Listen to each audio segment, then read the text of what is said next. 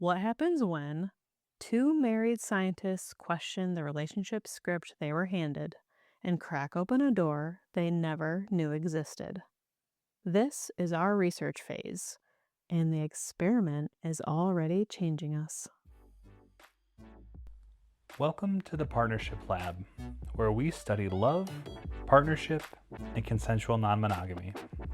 Think of this podcast as a relationship lab notebook, filled with real-time observations, experiments, and what we're learning along the way.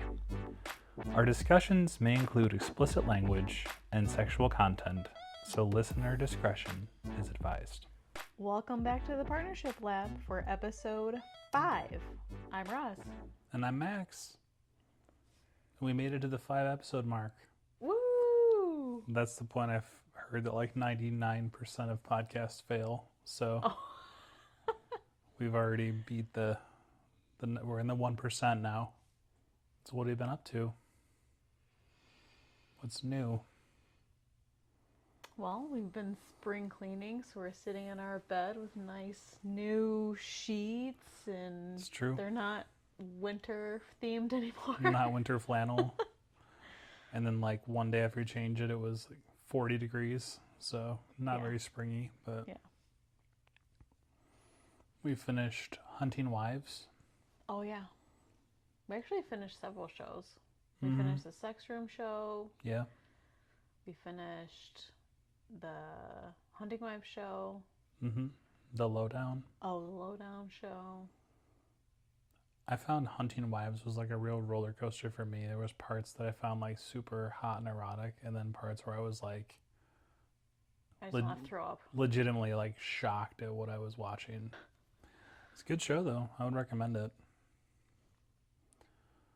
So we made it to episode 5. Have you been getting any feedback yet on, from any of the people that you've kind of told about the pod? I know we haven't been sharing it very widely, but Yeah, I mean, there's been some of our like close friends have listened, and some other people in like the LS community we've got that we like know have gotten feedback, and it's been really positive, which is very encouraging. It's always really nerve-wracking when you kind of do something like this and you're like, ooh,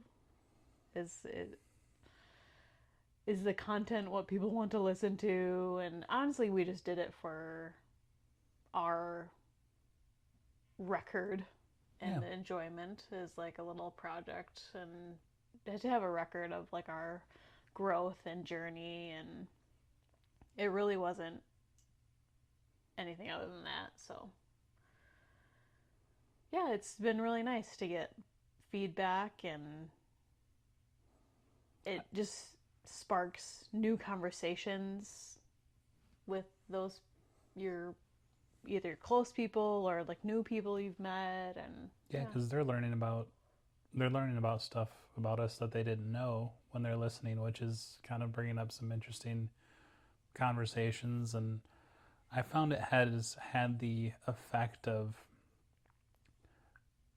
I was concerned when we put it out that I was going to be like ashamed of what we were doing, or I was really afraid of who was going to listen. And that's probably still a real fear, but I think what has happened is I've found that I'm really proud of the conversations that we have and the relationship that we have. And as I listen back to it as I'm editing and everything, it's had kind of an unintended side effect of me kind of being proud of what we're putting out there, not necessarily from like a podcast quality perspective, but just sort of the example that we're modeling. And it's making me feel like really good about our choices, and that's been nice. It could have gone either way, but I've been feeling really good about it.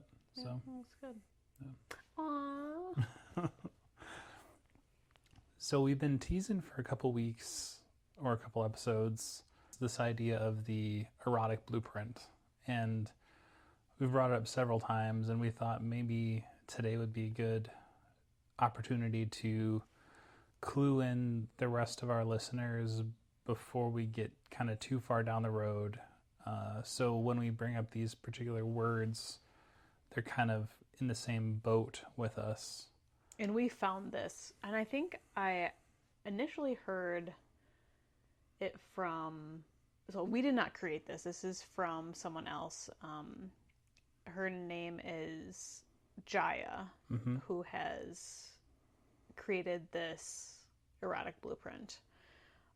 And they now have a app and a community, and it's called something else now, though. I believe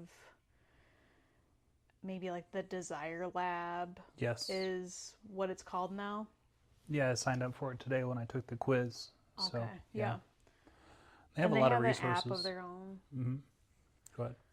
But there's a lot of other resources, not just this blueprint. There's like pleasure workshops, and there's a bunch of stuff on there.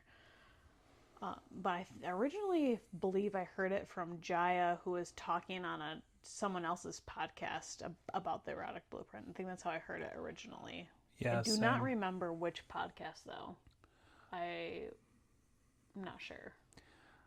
I think that it was kind of prevalent, and I'm not positive about this, but I think in that Sex, Love, and Goop show on Netflix, I believe this came up. Oh, maybe, yeah. And then I know I heard Kate and Liam talk about it on the Monogamous Marriage when they sort of took the quiz live, and I've heard Jai on a few different podcasts. So yeah, that's been my exposure to it too, and yeah, I think it's a relevant conversation to have now because. And you mean right now, as in like early in your lifestyle exploration? I'm speaking specifically for us. I think it makes sense to have the conversation because I think that we're a lot more comfortable talking about these things than I think we used to be. And, we're really trying to put forth the effort to find the things that we really enjoy and sort of explore new things. And the blueprint really gives us the language to kind of talk about where we're at. The language, yes. But also, I think it's maybe things you didn't know or reasons why you like certain things. Yeah. And we'll get into that. Yeah. So going into taking the quiz, I was pretty sure, because I knew of like the 5 things you could be. When I heard Jaya talk about this in another podcast, I think it was the Monogamous Marriage one. So I knew like what like the main pillars were. Mm-hmm. So I had a pretty good idea what my like majority pillar would be. Because you can be a mix of one or all of them. So just FYI, it's like a percentage. It's kind of like a little bit like a personality test, but not quite. Mm-hmm. Yeah, very much. And so I was pretty sure that I knew like what I was going to be. But I did have a little bit of a surprise, which I'll tell you about later. Okay. Yeah, I think going in, I think I was kind of in between 2 possibilities where I thought I was going to land. And I was a little bit surprised, but it did help me understand some things about myself and maybe just kind of accept that some of the things I'm interested in aren't weird or gross or abnormal. So let's talk about just what the 5 types are. We're going to go kind of briefly through a definition of each of the 5 and then talk about what that kind of would feel like in the real world example. And we're going to go through these, somewhat quickly because we want to spend most of the time going through our own results. But I would definitely encourage people to listen to this and try and guess what you are. Yeah, exactly. Because that's what both Roz and I did when we were listening to these podcasts is they gave these descriptions. And then as she mentioned, she actually had a pretty good idea of what she was just from listening to these. Do you want to do the first one? Sure. Okay, so our first one we're going to talk about is called the energetic. So basically, what this one is your arousal builds through anticipation, tension, or maybe space. It could be space between people or space between like acts of doing something. Often the energetic feels energy before physical touch even happens. So it's about like tease, like eye contact, like kind of like feeling the vibe, like Hmm. feeling the energy between people, but without physical touch. Interesting. And you can like feel it before the contact. So, say you're at a party, you're across the room, you exchange glances with somebody, or you just get this feeling or energy like from people. It could be like a subtle touch, the time of a lingering hug, um, but nothing like super crazy with like Nothing, physical yeah, touch. nothing overtly sexual. Yeah. And then that energy builds or tension builds, and that anticipation is the turn on. That That'd kind of be like one's a real world example. that one's really interesting to me. I have a hard time kind of imagining what that would be like. So, side story for the energetic, we did a little activity at the women's retreat Hmm. that I think I might have forgot to mention. It's like if you thought you were energetic or just wanted to learn, we did this little activity where we did like an inner circle of people and an outer circle of people, and the inner circle closed their eyes, and each person would take a turn in front of the people in the center that had their eyes closed. And so you would just stand there for a second, hover your hands over the person anywhere. It doesn't have to be in one spot. And then you would touch them for like 10 seconds and then like release. Hmm. And like so each movement was like 10 seconds of feeling. So like not touching, but like Oh, hovering, interesting. touching, not hovering, no touching. And it was actually pretty amazing. Certain people, I just felt this connection or like energy with them. And with one of the, and then at the end, so you do, I think it was like 5 people. Okay. So after everyone goes, then you like open your eyes and you see who was touching or like was in front of you. Mm-hmm. And you just, when you like look into their eyes, like we're not saying anything, we're not talking. Like this is a completely silent activity. And like some people like were crying Wow. and or just like had to laugh, or like you just had like have these certain like energy feelings. It was crazy. Wow. And like later that night, Catherine was like, I think you're like way more energetic than I think you are. I was like, that's, I don't know, maybe. So interesting story about that That one. is interesting. The next one I'll do is sensual. So this one is one that I think is a little bit easier for me to uh, sort of imagine, and it's where your turn on is very sense forward. So you're responding to touch, smell, taste, just your environment in general really matters a lot to the sensual types. The experience, the ability of a sensual to, you know, get off in a lot of cases depends a lot on the setting, their comfort in that setting, and sort of the overall mood and vibe of the space. An example in the real world, this is kind of your very, I wanted to use the word cliche, and I don't mean that in a negative way, but it's the very stereotypical romantic setting in a movie with like candles lit and music playing and clean sheets, everyone is, clean and smelling good, and um, the room is very, tidy, and it's it's all part of the experience, and they really experience pleasure through all five of their senses, not just, you know, penis and vagina, but they're really going from what do the sheets feel like, and what does the candle smell like, and what does the music sound like, and Temperature of the room. exactly. Yeah. Anything to add on that one? Okay, so I'm a sensual, and I have lots to say about this one because I think just because that is like my majority, I before taking this, I didn't really know how much these things really matter to me.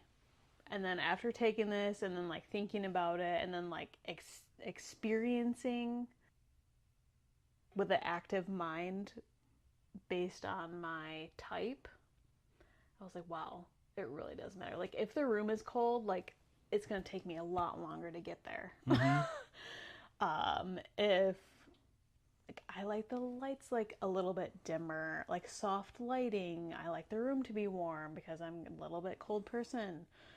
I like things to like feel soft and like cushy. I like music, Mm-hmm. but certain kinds of music. The vibe definitely has to match up with the feeling. So, and that could change. It doesn't always have to be the same all the time. Sure. And that's what's kind of different about some of these is like it's not one size fits all. This is just like a general guideline Mm-hmm. and what it means for that person. Yeah, it just everything matters.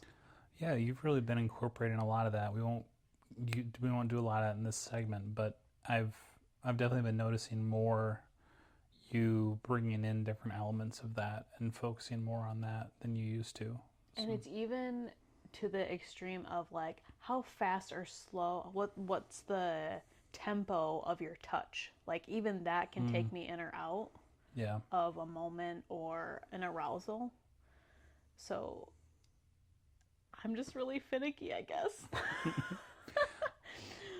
But it all like really matters. Like in a certain way, you can like super enhance a feeling. Yeah. But also you can like crash me down.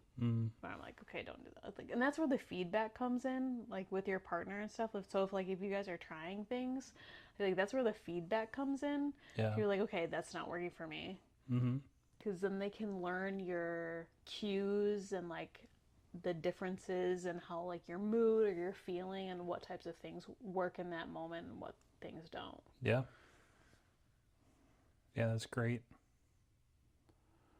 All right, you want to do the third one? Sure. Okay, so we've gone through energetic, sensual. The next one is sexual. This is a really more direct understanding of like what we think about when we're thinking about like eroticism and pleasure and arousal. So a physical pathway to arousal, like touching, erogenous zones. We're focusing on our body, nudity, and even the act of sex itself, or oral, or anal, or whatever. All this is encompassed in this one. And desire tends to be really straightforward and really less dependent on like the buildup or the environment as in this like in the sensual. So basically you see it, you're like, ooh, that looks good. I'm starting to get turned on, and then you like act on it. Yeah. So real world situation, you could be attracted to someone from across the room, and then you go to talk to them, and you're like rubbing their arm. That kind of like starts there, and then it just like progresses to whatever. Yeah. Can escalate super quickly. Kissing, and then you're snuggling, and then you're having sex, and there's like, it's very direct. Yeah, your wife is in the shower. You go see her in the shower. And you have sex in the shower or after the shower. Just don't break yourself. Yeah. This is the one I thought I was You thought you were asexual? I did. And I'm not. But I think I kind of believe that because of, my enjoyment of pornography, which I don't think is unusual. Being very like reactive to the directness, so like if I was in the bathroom getting, dressed or something like that, and you just came up and like grabbed my dick or something, like that would be exciting, or at least that's kind of what I thought would be exciting. But I don't think it was actually quite as straightforward as that for me. And I think maybe like sexual was kind of the simple explanation, but I think that there's more that we'll cover in this next one that was kind of the more underlying, deeper. You mean like the root of your Root is the word I was trying to think of. Yes.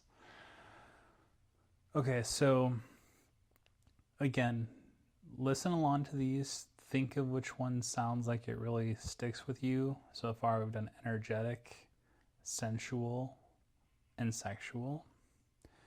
The fourth type is kinky. And this one is a kind of an interesting one because I think of all of them, this is the one where the word in the common lexicon tends to have a bit of a negative connotation. I think in the lifestyle it's not seen that way, but this one is where your arousal comes mostly from a psychological dynamic. So the sensual, you had kind of your environment. The sexual was very direct.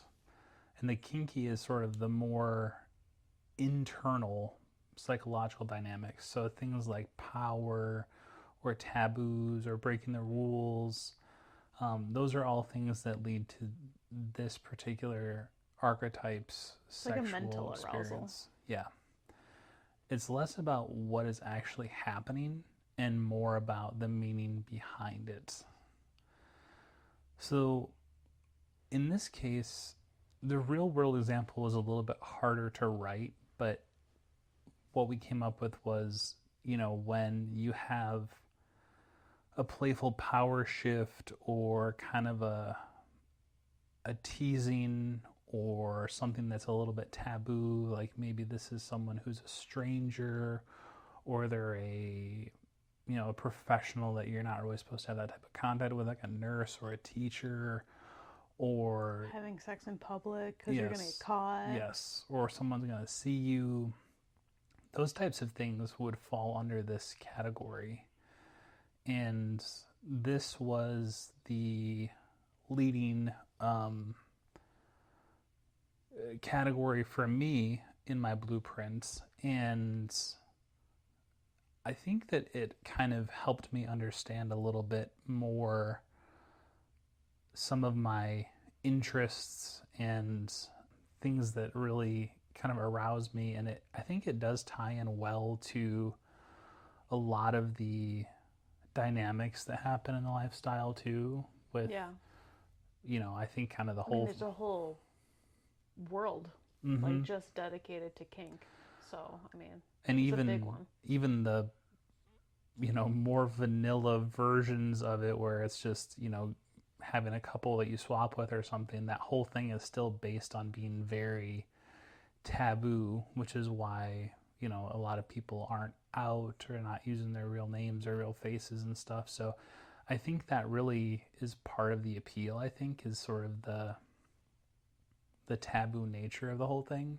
But we'll get into that a little bit more when we do our own results. So that's 4. Do you want to do the last one? Yeah, so the 5th one is called Shapeshifter. And this type is actually someone who can access all of the other for blueprints and often enjoys like a variety or a range of experiences like in their pleasure or arousal. So very highly adaptable people. You can sometimes feel a little bit overwhelming to like other people. So if you meet someone who is a shapeshifter and they're like doing all these certain things, or they are aroused by like a lot of like different things, you may feel a little bit overwhelmed. Yeah. Because they just have so many things that they're into. Yeah, they're the whole fruit salad. Right. So like one time they might be more of a sensual and want like slow connection and like music and like romanticism. Or the other night you like wanna string them up to the, what is that, St. Andrew's cross? Yeah. And they want to get flogged, and it's they have more of a power dynamic arousal in that night, or you might actually access more than one in the same encounter. Wow. So that one is like very variable. But it's kind of fun. That's a pretty cool tool to have. Yeah. I think the one thing you'd have to be careful of is that you understand yourself enough that you are not just shifting to the needs of all your partners. Oh yeah, good point. But you're actually, finding things that you enjoy, and they might be varied. But I think I could see this being one of those types where you don't want to be a people pleaser. Exactly. You're just kind of going along with whatever they want, which makes you fun, but you might kind of lose yourself. Yeah. Maybe you're not getting your needs met if you're a shapeshifter. Exactly. It might be a little bit more difficult to identify what your pleasure and desires are versus like responding to other people's pleasure and desire. I could also see people falling in that bucket that have just been super experienced and they've kind of done all the things. And, because I think for someone like us who's kind of in the beginning, it's hard to be like interested in a bunch of different things when you haven't really experienced a lot of different things. But I could see if it's, someone, and I'll use this comparison lovingly, but like Kate, from your retreat, I could see her potentially filling that role just because, she's so outgoing and she's experienced so much, and that not being the people-pleasing type of shapeshifter, but really being the true, just enjoys doing all the things type of shapeshifter. So yeah, take a minute, take a breather here, and just think for a second.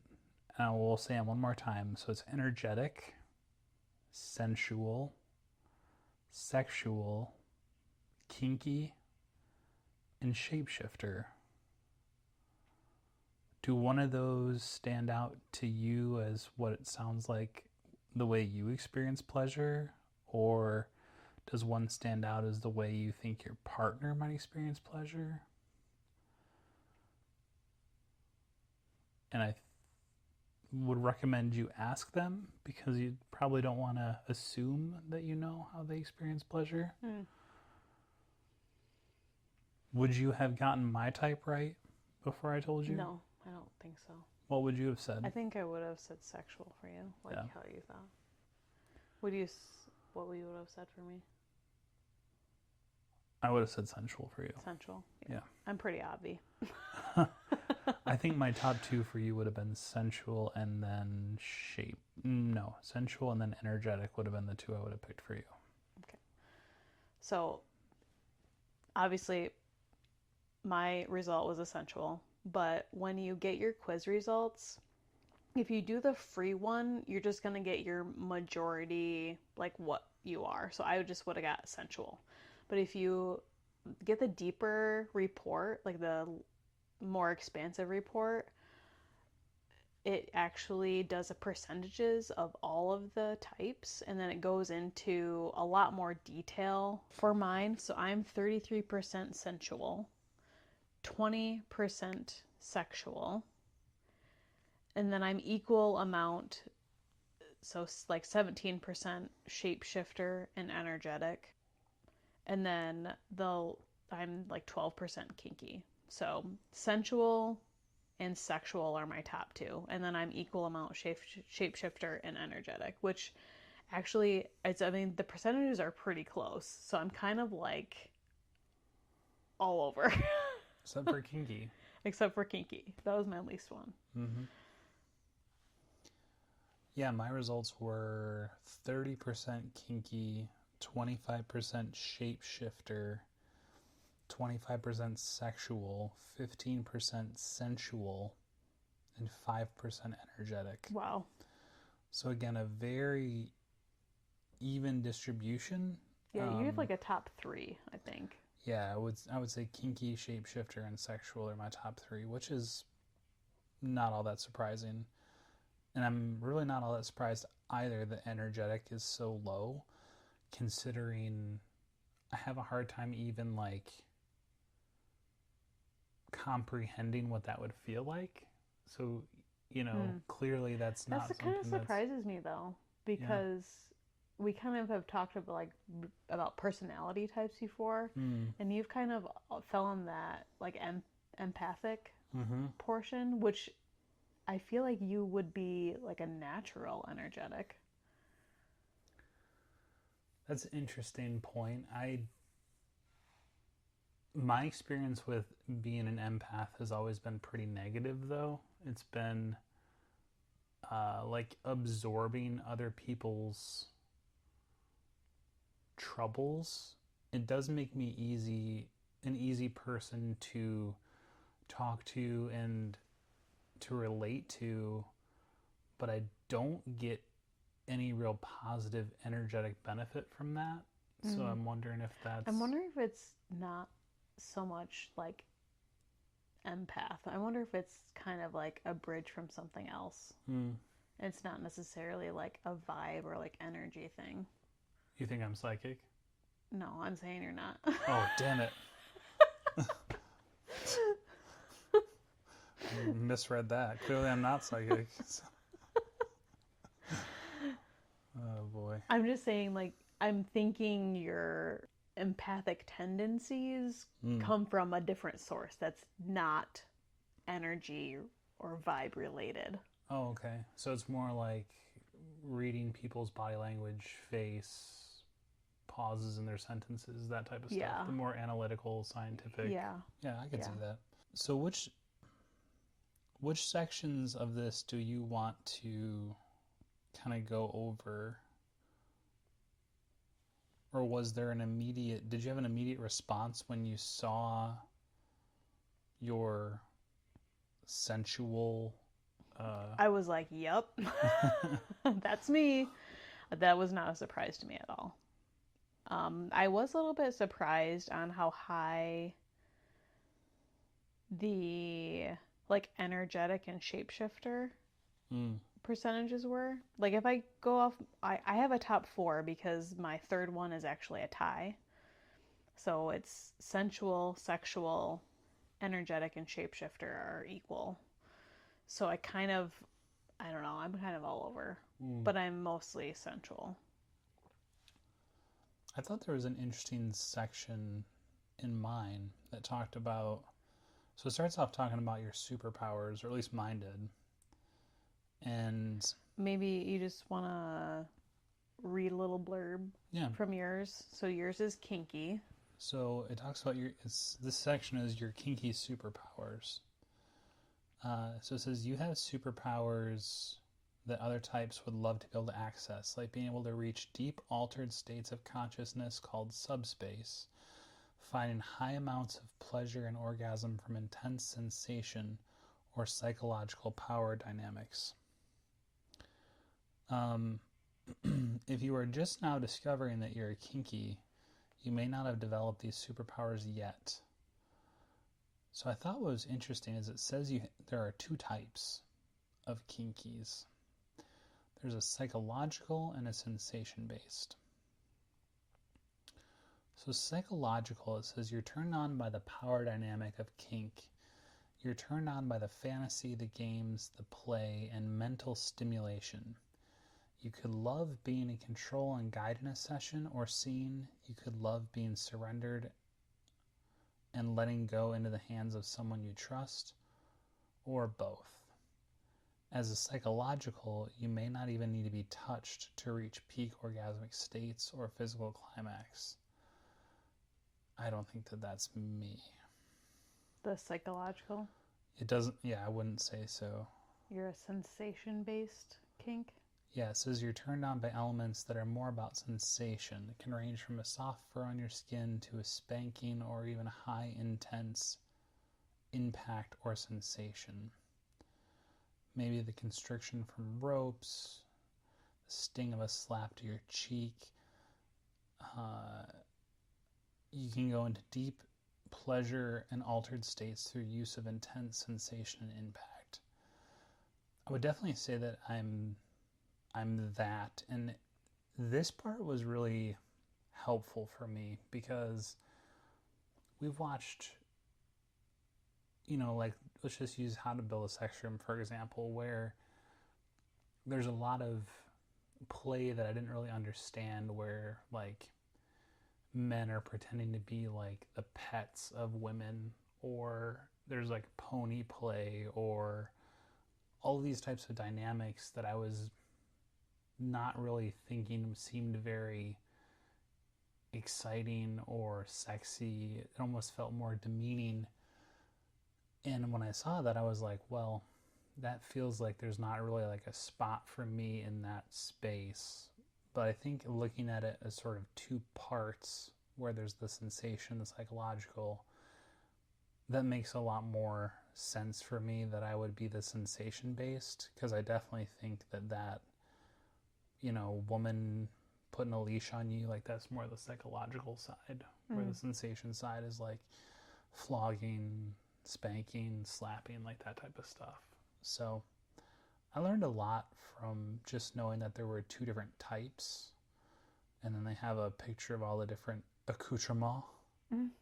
So, and we're not saying that any of these are weird or like anything like that. It's just he's trying to pinpoint like which one he thinks he is based on the descriptions. So I'm a sensual,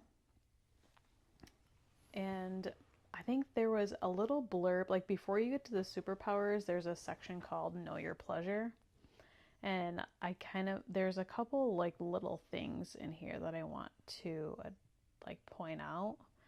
So it says, sensual is my primary blueprint type.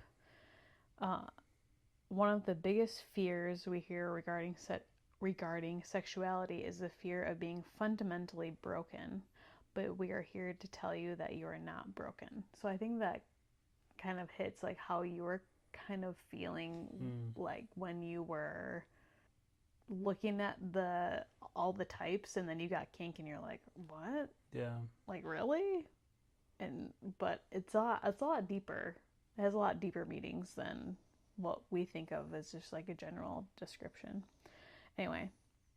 Well, I think that's a good point too, because a lot, like you said before, there's not a wrong answer, and I think society makes us believe there's a wrong answer. Yeah.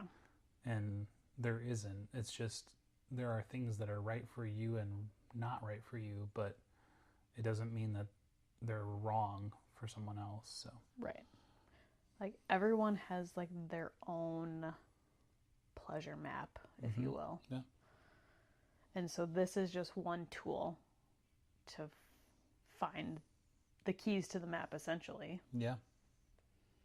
So my superpower as a sensuals bring the beauty and full-bodied deliciousness to the sexual experience. I love that line. So delicious and full-bodied too. And I think it's important to, it says in here, if you're now just discovering that you're a sensual, you may not have developed the superpowers yet. So you could already have these superpowers, but you may just not have accessed them yet because maybe you just didn't have the right situation. And that absolutely does not mean there's anything wrong with you. I love how this is so reassuring Yeah. every time. So, as a sensual, you love your world to be rich in sensuality, sights, sounds, touch, smells, tastes, and anything that delights all of your senses. When we're able to drop into our bodies, so I think we kind of talked about this at the retreat quite a bit, is like bringing your self like back into your body to like feel and have body awareness and not be all in your head in an environment or a situation or an event. You have a larger capacity to receive physical pleasure and the aesthetic for beauty and knack for creating sensual spaces. Your orgasms can be multi-sensory experience. Yay me.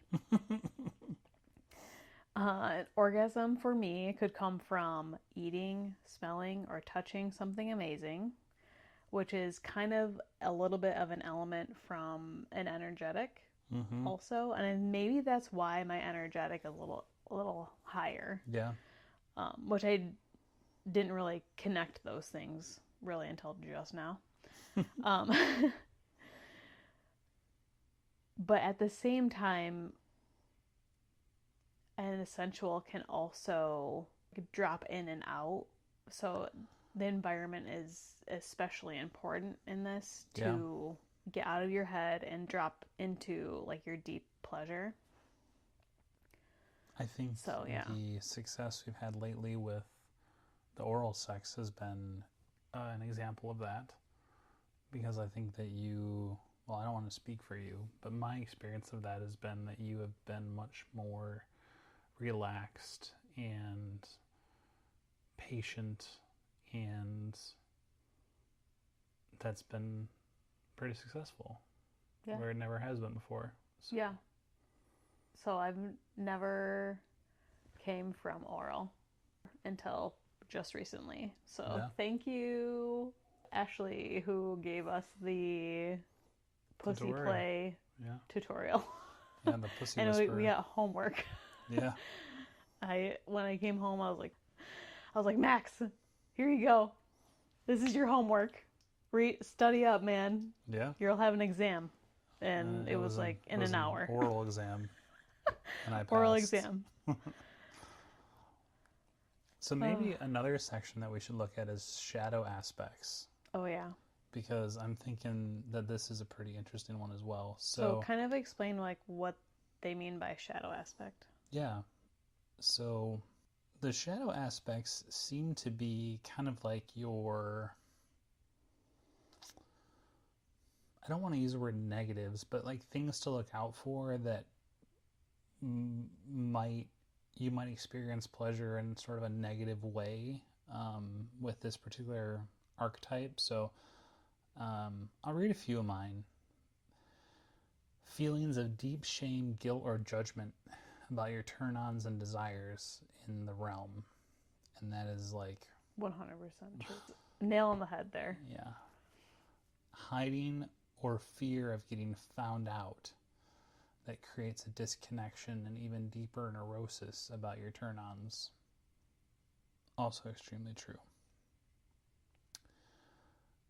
A specific turn-on can become your only path to orgasm or arousal, which can be challenging for your partner.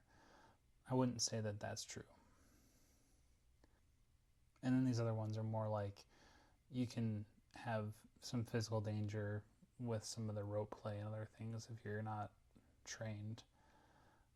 But it does say that, healing your shadows can really open up channels of arousal, connection, and satisfaction.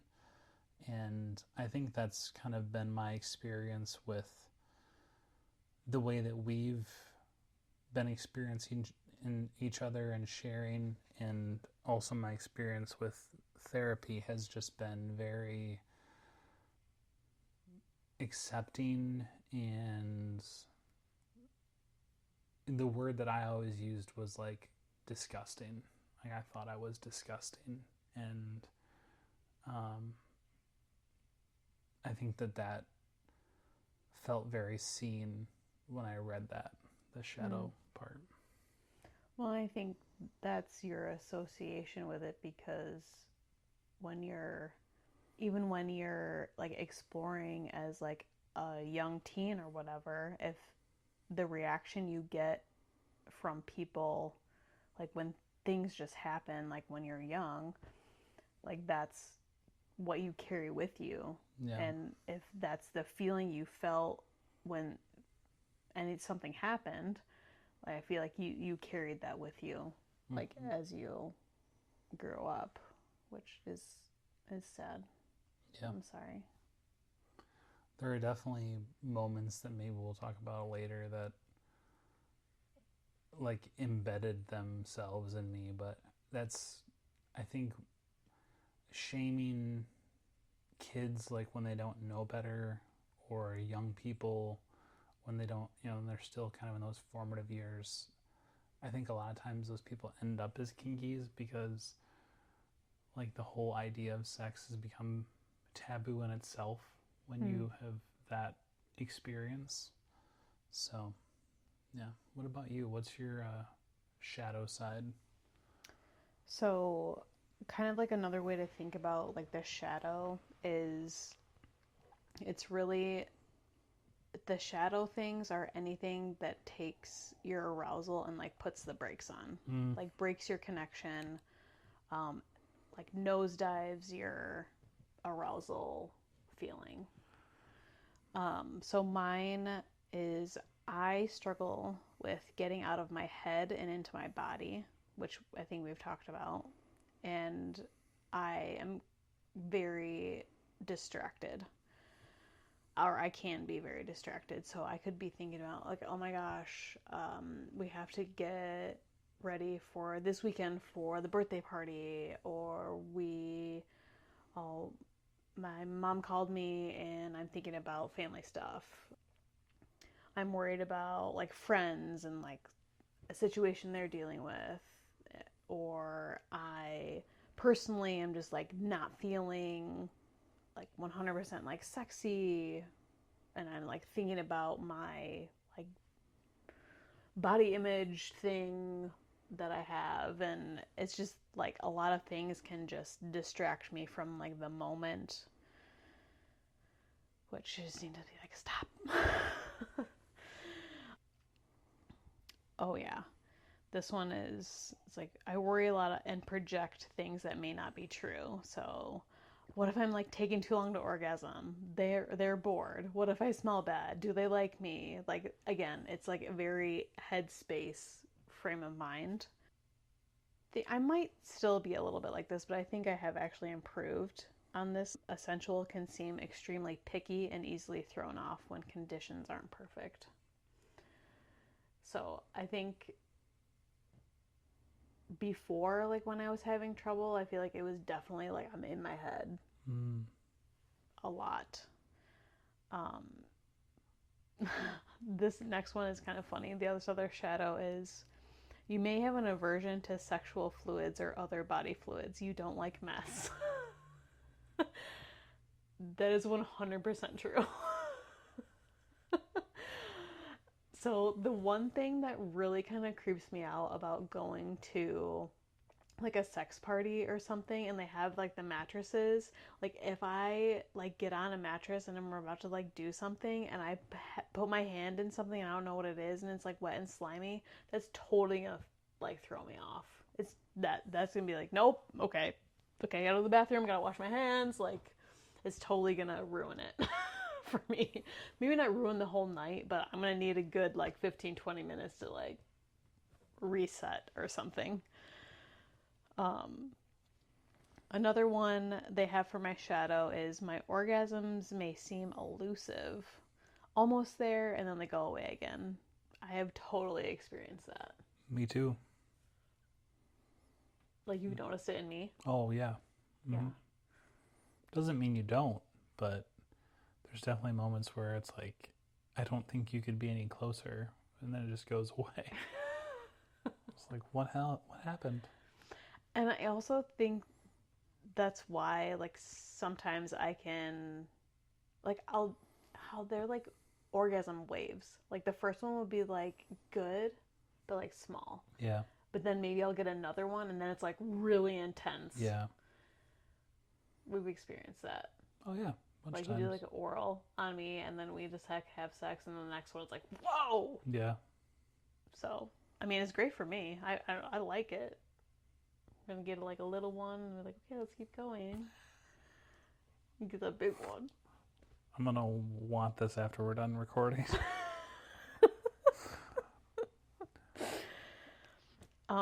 And the last one for essential is your partners may feel like they never can get it right, or you oftentimes agree with the inner dialogue of everything they do is wrong.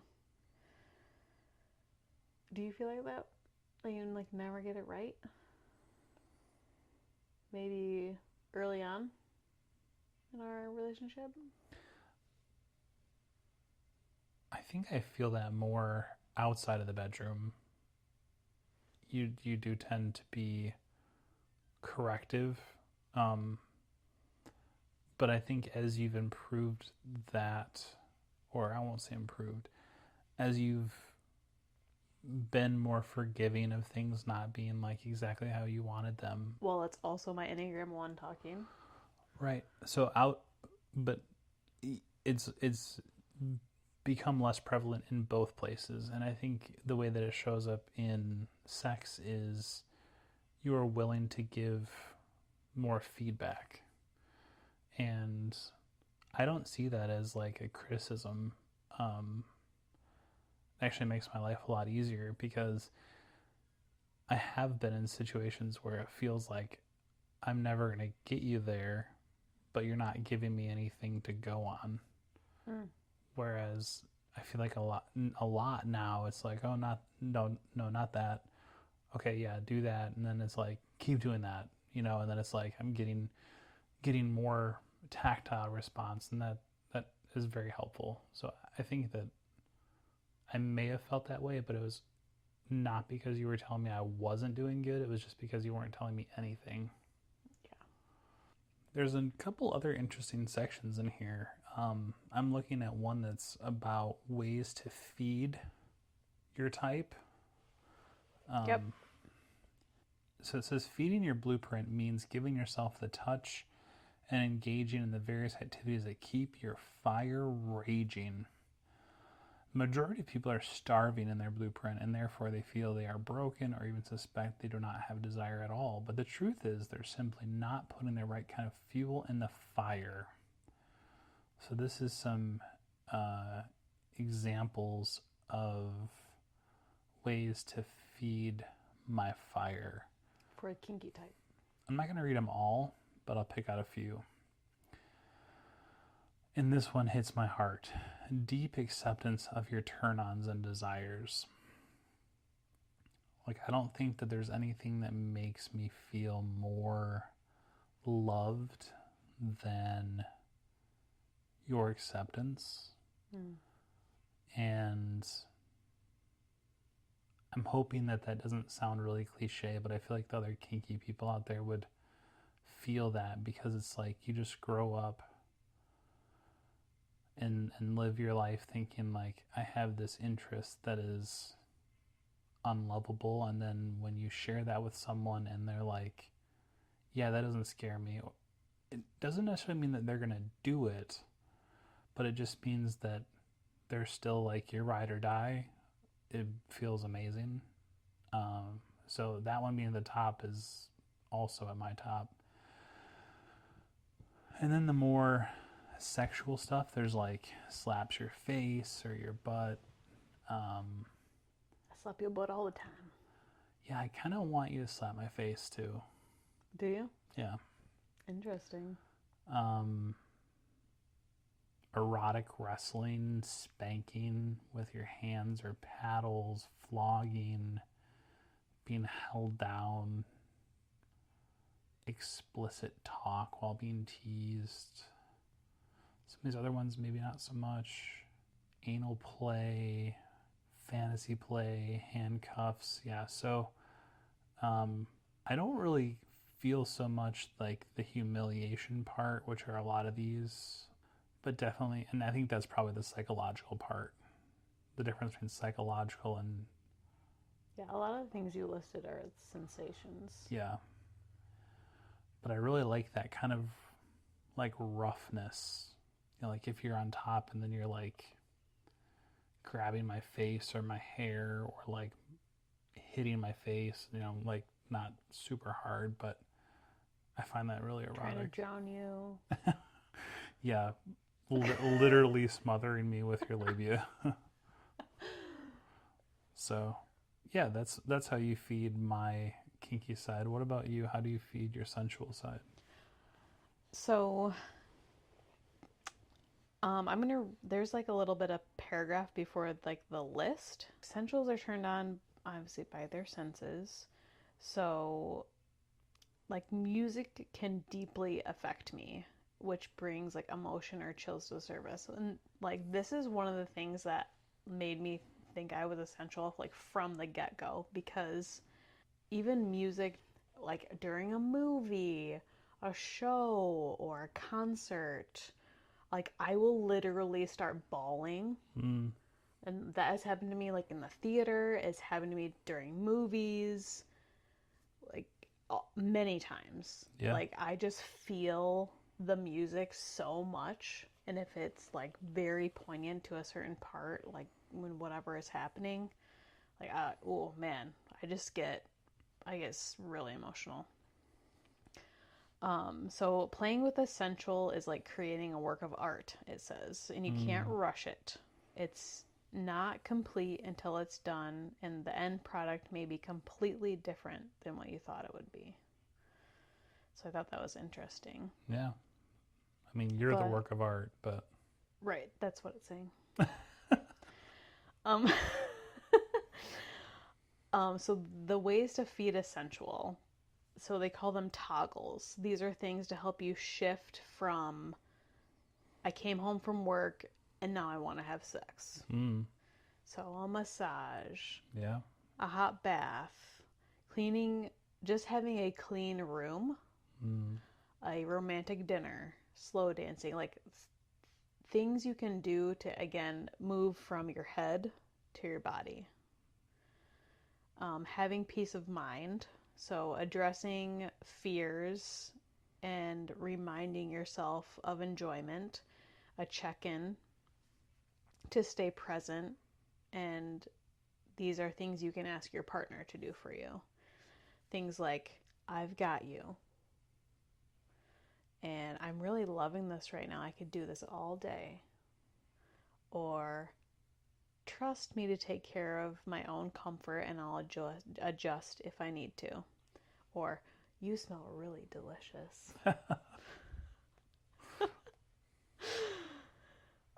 Some things to like bring into the bedroom: blindfolds, essential oils, flowers, like textures. mm, You could do like a lot of sensation play, so like a blindfold, and maybe you have like 3 or 4 like sensation toys out, and then your partner just gets to pick like mm, whatever one. yeah. So like I will choose the options, and then you get to just pick whatever, and then That sounds sensation fun. play with me. Yeah. Candlelight. I love a candlelight.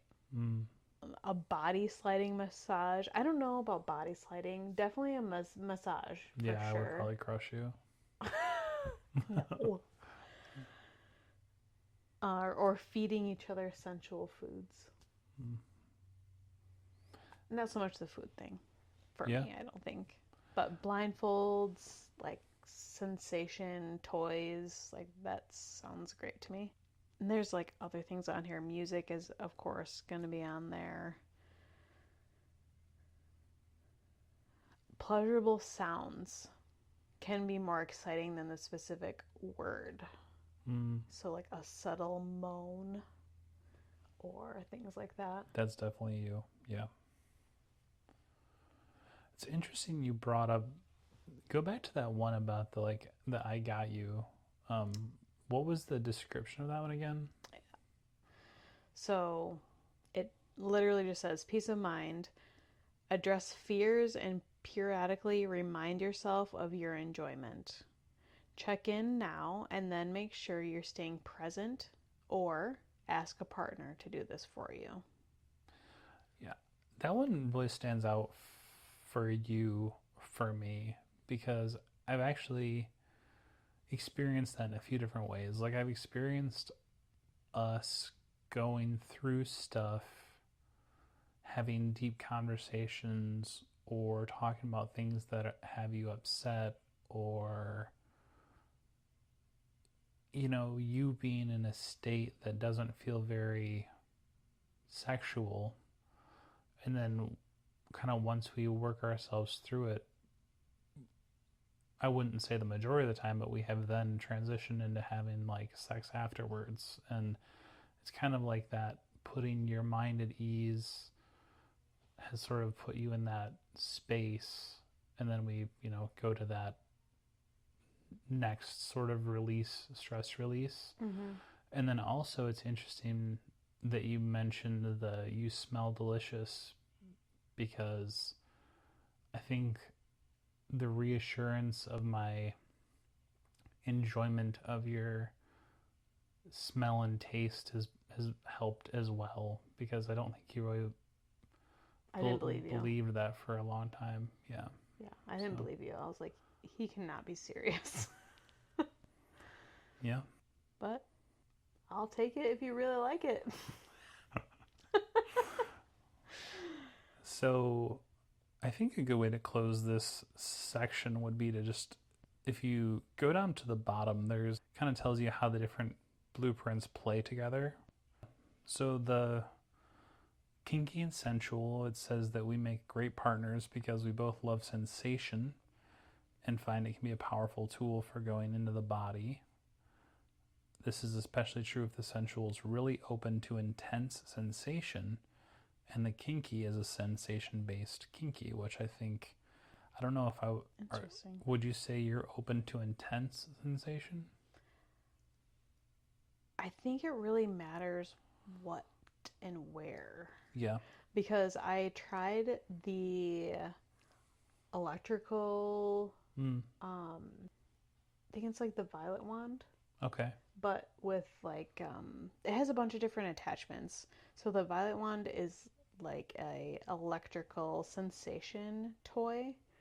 And when I tried it, I just tried it like on my arm. And it's just like, it just feels, depending on like how high you have the dial and everything, it just feels like prickly, kind of.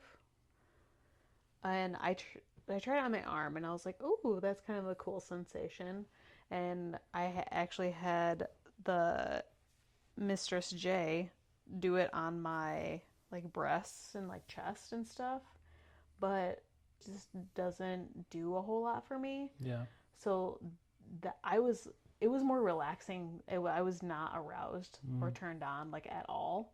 It was just more relaxing. I felt like I was at the spa and someone was like giving me like a different kind of massage. Like I was just like, yeah, I could just go to sleep. So yeah, it just really depends on the sensation, I think. What's interesting is that's not really an area we've played with much, but it sounds like we could be compatible there.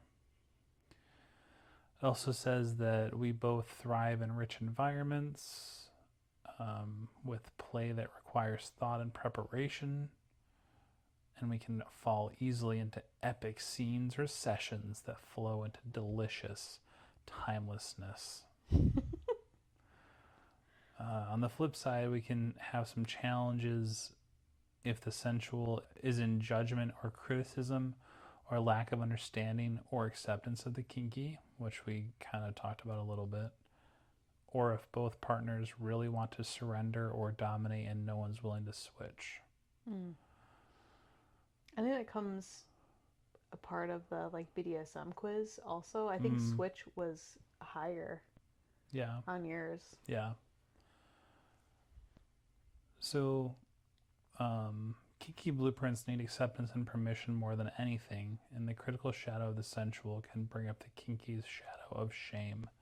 So I think that that's really interesting that we seem to have avoided like the biggest pitfall of this pairing, because you're so accepting and I don't really like using the word permissive, but you're very accepting of, all the parts of me. So, Mwah. so maybe in closing, do we want to see if there's anything we can incorporate into our sort of bedroom experience that we learned from this? Yeah. Okay.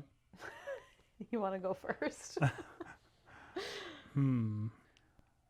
Springing it on me. I might have to think about it. Yeah, I'm going to have to think about it for a minute too. Well, there's like a home play section where it says choose your one superpower you'd like to explore and select 3 to 5 ways you can feed that your blueprint. I have to go back and look up my superpower again. Okay. I'll pick one that I would like to experience or maybe build on. Okay. I'm really interested in this able to access non-ordinary states of consciousness by going deep into surrender, control, or intense sensations. What about you? Is there a superpower on yours that you want to try and experience more? I know mine are like really abstract compared to yours. Like this, your superpowers are like very like direct and like specific, and mine are just like very like up in the clouds. I feel like. Okay. But one of them is like when you're relaxed, you can indulge all day in the journey without any focus on the end goal.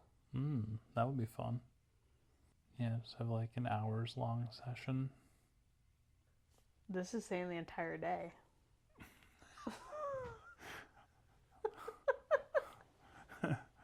Might need some medical enhancement to make the whole day. But Well, you don't have to. Well, with Essential, you don't have to be doing the sex part the entire day. That's the beauty of it. okay. Like Yeah. it's like it could start like you bring me breakfast in bed.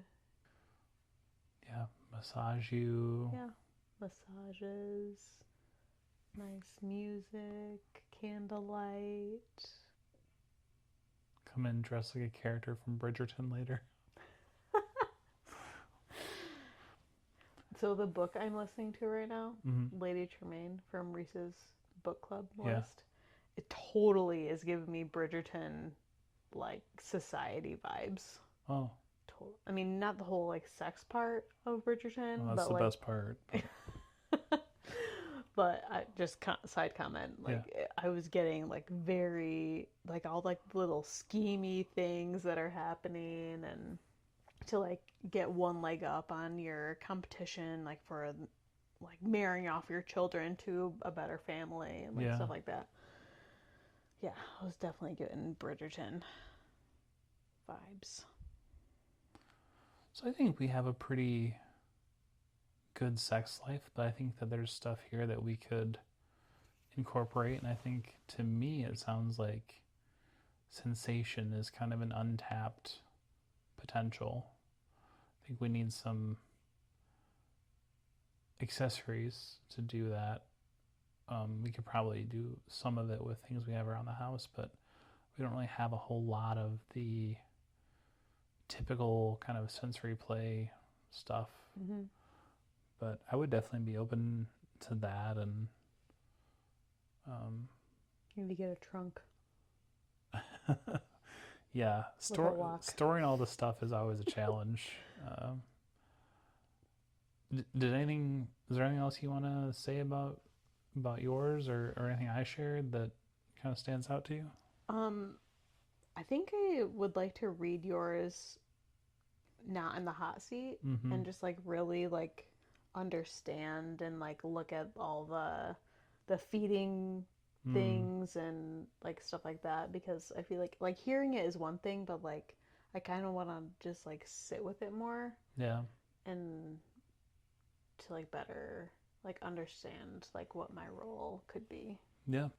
Because it's a lot of information. It's like 30 pages. It is a lot. I mean, I read mine like twice and I'm still kind of forgetting stuff as I'm scrolling through, so it's a lot.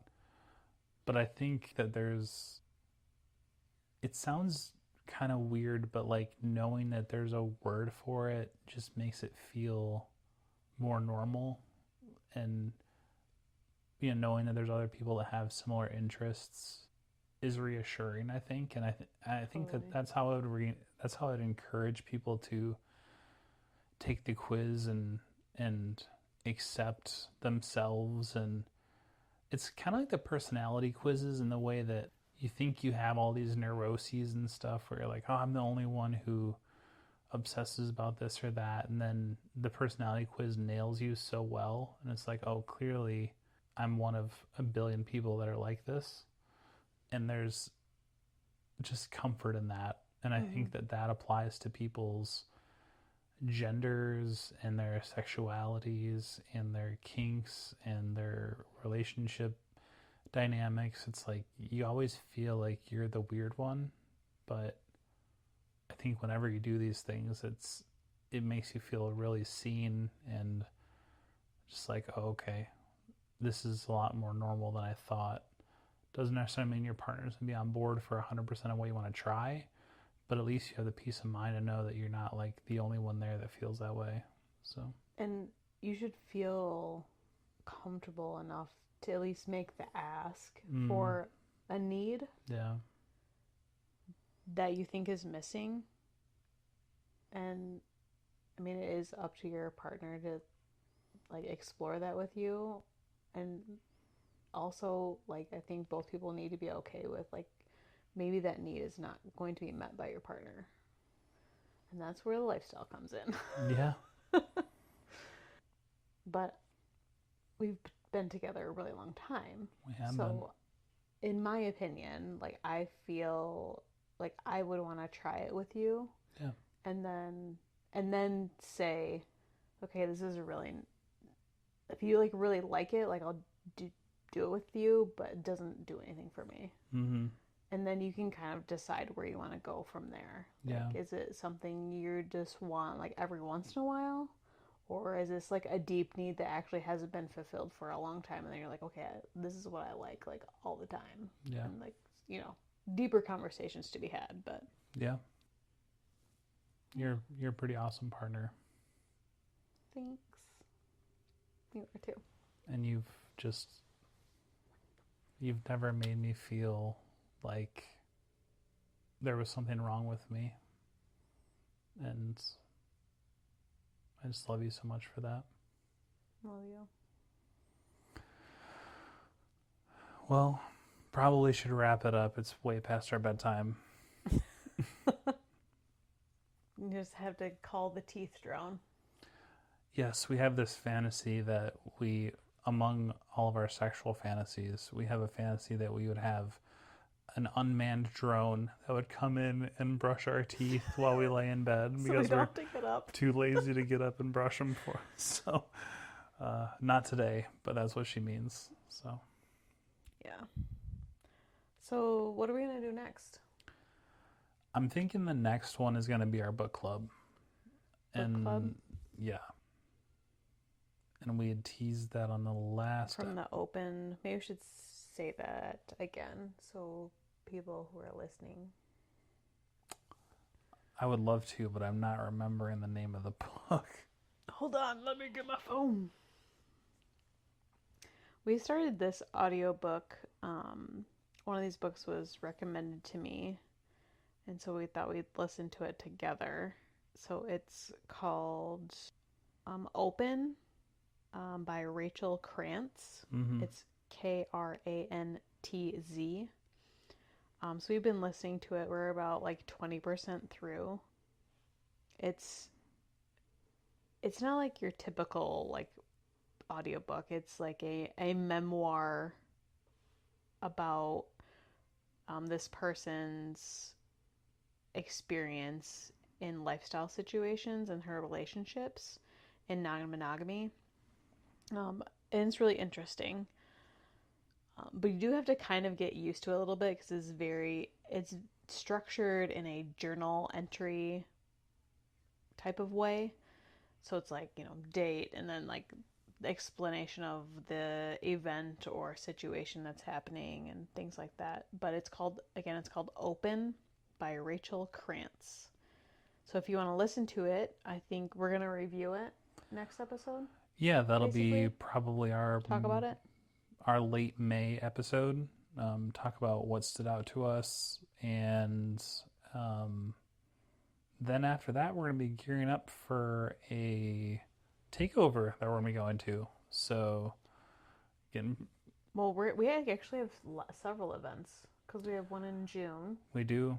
We have one in June. We're going to the Naughty Gym takeover in Toronto. Mm-hmm. And that was a add-in. Yeah. Last minute add-in for this year. Yeah, and then we have the Scottsdale Libertine takeover in October. And then more than likely the hedonism the following January. So yeah, so we have a few big events coming up. Yeah, but in June we'll probably be doing our sort of prep conversations for that, sort of what we're packing, what we're wearing, and then at least one, possibly two recap episodes on that one. So yeah. But anyway, if you want to be a part of the book club for next time, Open by Rachel Krantz. So if you like our show, please subscribe on whatever platform you listen on. And our contact information is in the show notes. But you can find us on Instagram at _partnership_lab. Or you can send us an email at thepartnershiplabpodcast@gmail.com. Yeah, we'd love to hear from you. If you have any feedback or if you have any... Tell us what your types are. Any of your own stories. Yeah, tell us what your types are. Send us your reports. We'd love to see them. That wraps up our entry in the Partnership Lab. And until next time, stay curious.